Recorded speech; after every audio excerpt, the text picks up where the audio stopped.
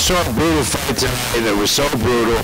The commission did the right thing. Both fighters were ordered forthwith to go to the hospital, so they will not be attending the press conference. I hope you understand, but I think the commission was very wise to take that precautionary step. How does the second round, off the top of your head, rank with some of the great rounds that you've seen? Second round, in truth, was the best round that I have seen since round one in Hagler Hearns.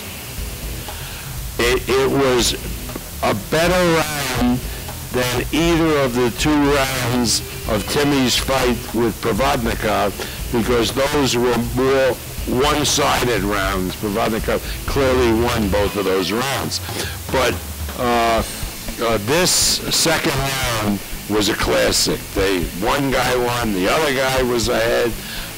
It was another fight more recent. Was one of those Morales-Pereira fights where it went like that in a round. But this was got to be maybe next with Hagler Hearns, the first round, the best round I've ever seen. What is your thought on breaking? Do you give them an interim fight in between, or do you think the immediate rematch again would be the right? See, my first inclination, and of course we want to think it out, was that they should each fight another fighter. No tune-up fights, real fights, because these two fights are classics that they had. You don't have to do it right away. You can wait. They can each fight somebody, earn great purses, because they're both big stars now. Nobody lost tonight.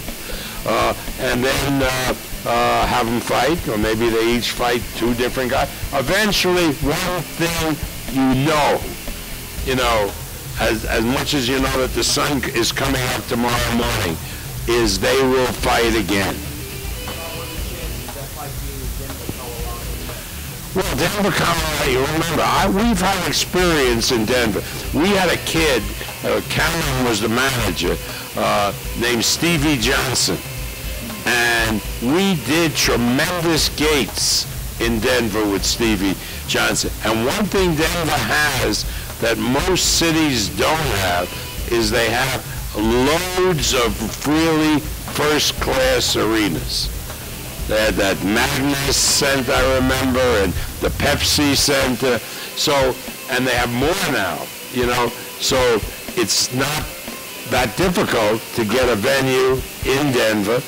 And certainly it's a possibility, and that may very well be, you know, the motivating factors in having them each fight other opponents, because I know Mike told me that his dream was to defend the title back in Denver. When we called him, he said, damn right, I want to take that fight, I want to show what I'm made of, and man, tonight he did. He not only won that fight, he won it decisively.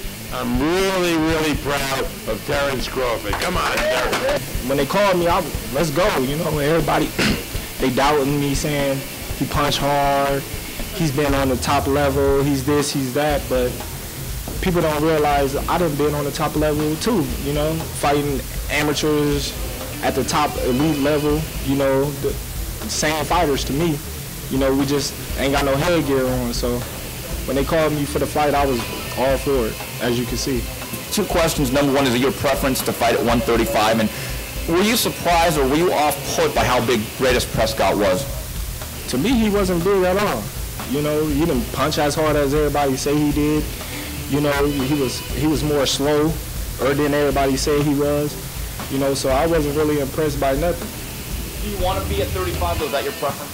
Yeah, 35 my main goal, you know, to capture a title at 35 and then move up. That's the ultimate goal.